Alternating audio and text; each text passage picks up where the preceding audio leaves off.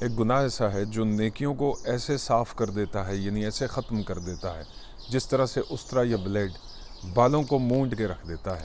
نبی پاک صلی اللہ علیہ وآلہ وسلم نے صحابہ سے ارشاد فرمایا، تمہارے درمیان میں پچھلی امتوں کی ایک بیماری سرایت کر گئی ہے جو تمہاری نیکیوں کو استرے کی طرح مونڈ دے گی۔ اس سے مراد یہ نہیں ہے وہ تمہارے بالوں کو صاف نہیں کرتی، یعنی انہیں استرے کی طرح نہیں مونڈتی، بلکہ تمہارے دین کو، تمہاری نیکیوں کو استرے کی طرح ختم کر دیتی ہے، جیسے استرا بالوں کو صاف کر دیتا ہے۔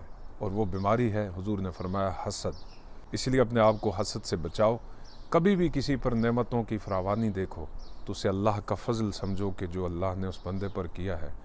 لہٰذا جو شخص کسی کی نعمتوں کو دیکھ کر اس کے ساتھ حسد رکھتا ہے تو اس کا مطلب یہ ہے کہ وہ اللہ تعالیٰ کی تقسیم پر راضی نہیں ہے۔ اللہ سے ہمیں پناہ مانگنی چاہیے اور اس کی تقسیم پر راضی رہنا سیکھنا چاہیے۔